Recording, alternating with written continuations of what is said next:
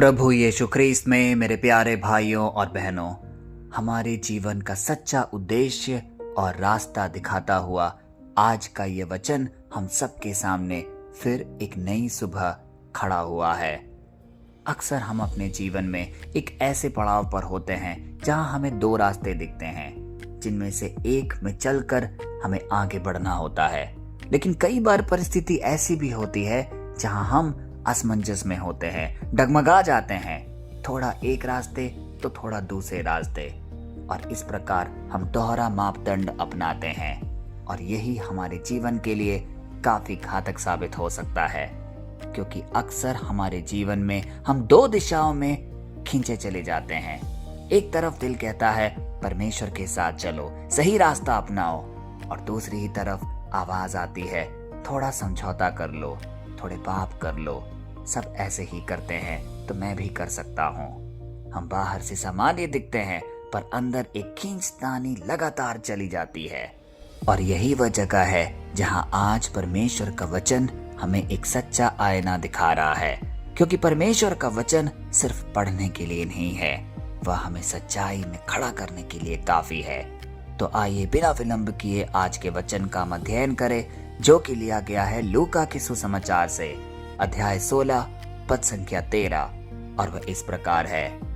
कोई भी सेवक दो स्वामियों की सेवा नहीं कर सकता, क्योंकि वह एक से बैर और दूसरे से प्रेम करेगा, या एक से लगा रहेगा और दूसरे को तुच्छ जानेगा। तुम परमेश्वर और धन दोनों की सेवा नहीं कर सकते। प्यारे भाई और बहनों, कितना महत्वपूर्ण है आज का वचन। आखिरी की लाइनें क्या कहती है? तुम परमेश्वर और धन दोनों की सेवा नहीं कर सकते। यह वचन उस समय का है जब यीशु लोगों के जीवन को छू रहे थे, उन्हें असली मूल्यों के बारे में समझा रहे थे। वह बता रहे थे कि इंसान का दिल सिर्फ एक ही जगह टिक सकता है, वह दो अलग अलग मालिकों के पीछे नहीं चल सकता। यहाँ धन की बात की जा रही है। धन सिर्फ पैसे की बात नहीं है, यह हर उस चीज की बात है जो हमारे दिल पर अधिकार जमा लेता है, जैसे हमारी इच्छाएं, हमारी प्राथमिकताएं, हमारी महत्वाकांक्षाएं। यह वचन हमें एक बहुत सच्ची बात बता रहा है कि समस्या यह नहीं है कि हमारे पास क्या है, समस्या यह है कि हमारे अंदर क्या हमें चला रहा है। कई बार हम सोच बैठते हैं कि मैं परमेश्वर को बहुत अच्छे से जानता हूँ, उनको मानता हूँ, इसलिए मैं दुनियादारी भी कर सकता हूँ, दुनिया की बातों में भी थोड़ा उलझ सकता हूँ, उनको भी संभाल सकता हूँ। लेकिन धीरे धीरे हमारा समय, हमारी ऊर्जा, हमारी सोच सब किसी और दिशा में जाने लगती है, क्योंकि जब हम दुनियादारी की चीजों में फंस जाते हैं तो हम परमेश्वर से जुड़ाव कम महसूस करते हैं, और हमें पता भी नहीं चलता कि हमने किसे अपना असली स्वामी बना लिया है। इसीलिए आज का वचन बड़े ही स्पष्ट शब्दों में हमें एहतियात बरतने के लिए प्रेरित कर रहा है। आज हम एक ऐसे दौर में हैं जहां सब कुछ बैलेंस्ड अप्रोच के नाम पे चला जाता है। सब कहते हैं अपने जीवन, अपने काम, अपने परिवार, सबको बैलेंस करके चलो। लेकिन सच्चाई यह है, दिल बैलेंस नहीं करता, दिल समर्पण करता है।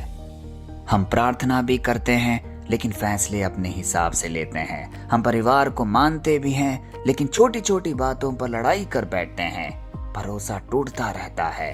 हम चर्च जाते हैं लेकिन जीवन की दिशा कहीं और तय हो रही है। यदि इस प्रकार हम जीवन जिएंगे तो कभी भी हम अपने जीवन में एक संतुलन नहीं बना पाएंगे, बैलेंस नहीं बना पाएंगे। इसीलिए आज का वचन हमें जीने की कुछ गहरी सीख दे रहा है। दिल एक ही दिशा में पूरी तरह प्रेरित रखो। हम दो रास्तों पर एक साथ नहीं चल सकते, इस बात को स्वीकार करो। किसी एक को चुनना अनिवार्य है। जो हमें नियंत्रित करता है वही हमारा स्वामी है। वह पैसा हो सकता है, लोगों की राय हो सकती है, या खुद हमारा अहंकार। हमें आज सुनिश्चित करना है कि हमारा स्वामी कौन है। आधा समर्पण असली समर्पण नहीं होता। जब तक दिल पूरा नहीं झुकता तब तक जीवन में स्पष्टता नहीं आती।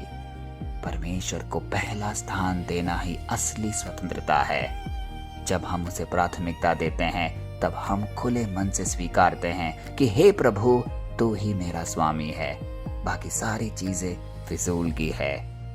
इसीलिए जब हम आज के वचन का मर्म समझ रहे हैं तो आइए कुछ पल मौन रहकर अपने आप से कुछ सवाल पूछे। क्या मेरी सोच सही जगह केंद्रित है? मैं किसके अनुसार फैसले लेता हूँ? अगर सब कुछ छिन जाए तो क्या मेरा विश्वास अड़िग बना रहेगा? इन सवालों का जवाब हम तब तक सही रूप से नहीं दे पाएंगे जब तक हम अपना आत्मविश्लेषण ना कर ले। इसीलिए आज हमें बदलने की जरूरत है। हमें परमेश्वर की ओर अपने मन और हृदय को लाना होगा, क्योंकि यदि आज हम एक संकल्प करें कि वह ही हमारा स्वामी है, तो चाहे लाख शोर शराबा आसपास हो, दुनियादारी हो, लोभ, लालच या कोई भी बुरी चीजें हो, हम उससे प्रभावित कभी नहीं हो सकते, क्योंकि हमें पता रहेगा कि हमारा दिशा कहाँ जा रहा है।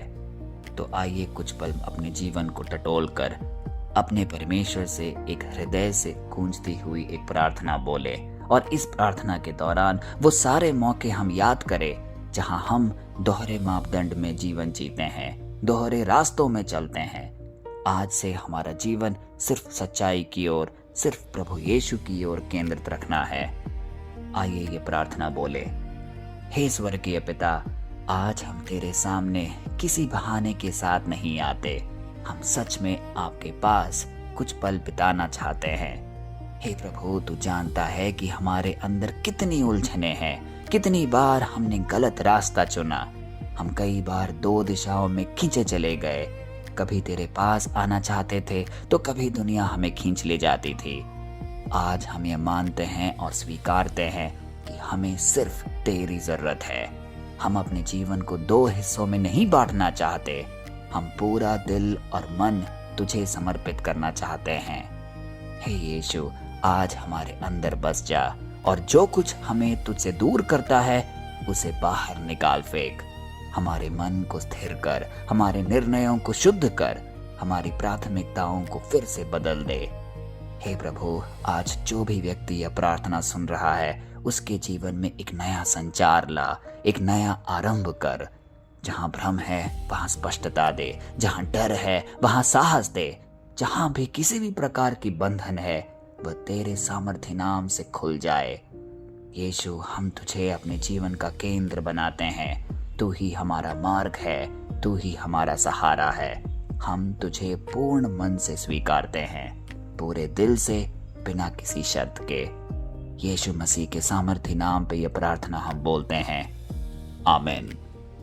प्यारे भाई और बहनों, आज जब आप इस संदेश को ग्रहण कर रहे हैं तो बस एक बात याद रखें, जिंदगी का सवाल यह नहीं है कि हमारे पास क्या कुछ है, सवाल यह है कि हम किसके हैं। अगर परमेश्वर हमारे जीवन का केंद्र बन जाए तो बाकी चीजें अपने आप खुद ब खुद हमारे पास खींची चले आएंगी।